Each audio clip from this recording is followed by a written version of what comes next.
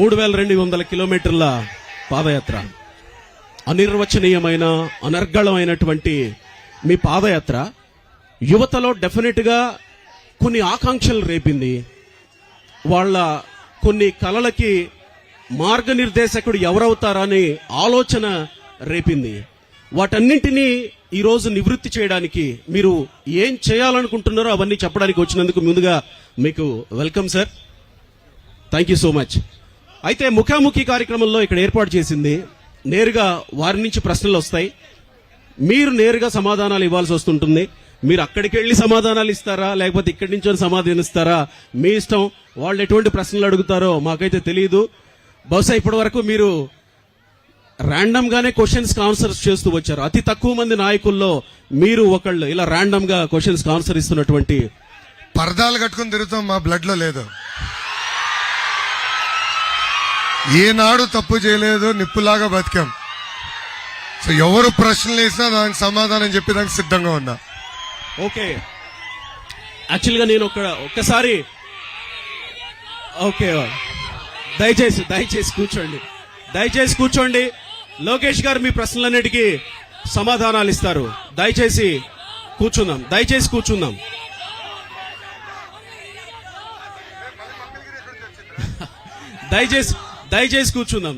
కూర్చుందాం. ప్రోగ్రాంలోకి వెళ్ళిపోదాం. నా ఎదురుగా కూర్చున్న లోకేష్ గారు ఓ ముఖ్యమంత్రికి మనవడు, ఓ ముఖ్యమంత్రికి కొడుకు. కానీ ఈ దేశంలో ఎవ్వరికీ జరగనున్నటువంటి అవమానాలు లోకేష్ గారికి జరిగాయి. మీరు నమ్ముతారా? లోకేష్ గారు అవమానాలు చెక్కిన శిల్పం లా ఇక్కడ కూర్చున్నారు. లోకేష్ గారు హేళనలు ఆయన్ని రూపుదిద్ది మీ ముందు ఇలా నాయకుడిలా నిలబెట్టాయి. ఓ స్టాన్ఫోర్డ్ యూనివర్సిటీలో బోర్న్ విత్ గోల్డెన్ స్పూన్ ఎవరు ఊహించి ఉండకపోవచ్చేమో. లోకేష్ గారు మీరు సాధించిన ఈ ఫీట్ అసాధారణమైనటువంటిది. ముందుగా దయచేసి కూర్చుందాం. ఈ ఉత్సాహం, ఇదే ఉత్సాహం పాదయాత్రలోనూ కొనసాగింది, ఇప్పుడు కొనసాగుతూనే ఉంది. మీరు కనబడితే అలాంటి ఉత్సాహం కొనసాగుతుంది. అంటే మీ మీద ఇంత నమ్మకం యువతకి ఉంది అని చెప్పడానికి ఇది నిదర్శనంగా కనబడుతుంది అని అనుకోవచ్చు. మనం కార్యక్రమంలోకి ఎంటర్ అవబోయే ముందు లోకేష్ గారు విజన్ ఏంటి, ప్యాషన్ ఏంటి, ఎందుకు లోకేష్ గారు ఒంగోలుకి వచ్చారు మిమ్మల్ని అందరినీ ఉద్దేశించి చెప్పడానికి లోకేష్ గారి తొలి పలుకుల్లో విందాం. వారు ముందుగా మాట్లాడతారు. ఆ తర్వాత మనం క్వశ్చన్ అవర్ లోకి వెళదాం. మాట్లాడదామా? లోకేష్ గారు మాట్లాడబోతున్నారు గనుక అందరూ వినడానికి సిద్ధమే కదా.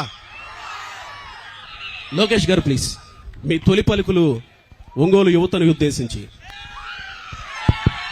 తమ్ముడు 2 నిమిషాలు కూర్చోవాలి. కూర్చోండి.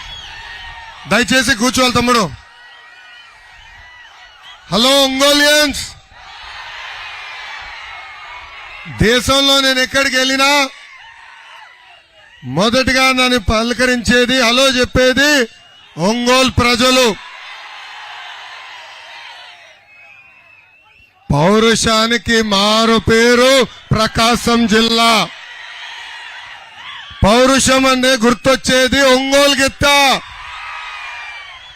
యువగలం పాదయాత్రలో చూసా, మీకు చెయ్యి ఇవ్వాలంటే భయపడేవాడిని. చేయిస్తే నా చెయ్యి తిరిగిస్తారా అని ఆలోచించేవాడిని. రాష్ట్రంలో మార్పు మొదలైంది ఈ ప్రకాశం జిల్లా నుంచి. ఆనాడు మహానాడు మొదలుపెట్టాం, మహానాడు ఇక్కడ పెట్టాం. ఆ మహానాడులో మీరు చూపించిన ప్రేమ, ఆప్యాయమే ఈ రోజు ఈ ఎన్నికలు తెలుగుదేశం, జనసేన, భారతీయ జనతా పార్టీ గెలవబోతుంది. నెట్ఫ్లిక్స్ లో కూర్చోండి తమ్ముడు, ఒకసారి అందరు కూర్చోండి. కుర్చీలు వేసి కూర్చుందాకే కూర్చోండి. ఒక్క నిమిషం కూర్చోండి నాన్న, వెనకాల వాళ్ళు కంపడలేండి. ఒక్క నిమిషం చిన్న కూర్చోనా, చిన్న ప్లీజ్ వెనకాల కంపడదు, దయచేసి అందరు కూర్చోవాలి. థ్యాంక్ యూ తమ్ముడు, థ్యాంక్ యూ. నెట్ఫ్లిక్స్ లో కొత్త సిరీస్ వచ్చింది, దాని పేరు ఏంటో తెలుసా? బ్యాండేజ్ బబ్లు. ఏంటది? బ్యాండేజ్ బబులు. యాక్టర్ ఎవరో తెలుసా? జగన్మోహన్ రెడ్డి గారు. ప్రొడ్యూసర్ ఎవరో తెలుసా? భారతిరెడ్డి గారు. డైరెక్షన్ మొత్తం ఐపాక్. ఇప్పటికీ భాస్కర్ అవార్డులు వచ్చేసినాయి. తొందరలో ఆస్కర్ అవార్డు కూడా దానికి వస్తాం ఖాయం. 2014లో రాష్ట్ర విభజన ఎలా జరిగిందో యువత అందరికి తెలుసు.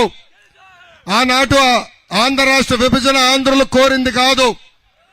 కట్టుబట్టలతో మెడబట్టి మన బయటకు గెంటేశారు. 16,000 కోట్ల లోటు బడ్జెట్ తో మన ప్రయాణం ప్రారంభించాం. ఉమ్మడి రాజధానిగా 10 సంవత్సరాలు హైదరాబాద్ అన్నారు. సచివాలయం హైదరాబాద్ లోనే, అసెంబ్లీ కూడా హైదరాబాద్ లోనే. అలాంటిది ఆనాటి అసెంబ్లీలో చంద్రబాబు నాయుడు గారు నుంచుని అమరావతి బిల్ తీసుకొచ్చారు. ఒకే రాష్ట్రం, ఒకే రాజధాని, అది అమరావతి ఉండాలి, కానీ అభివృద్ధి వికేంద్రీకరణ జరగాలని ఆనాడే చంద్రబాబు నాయుడు గారు చెప్పారు.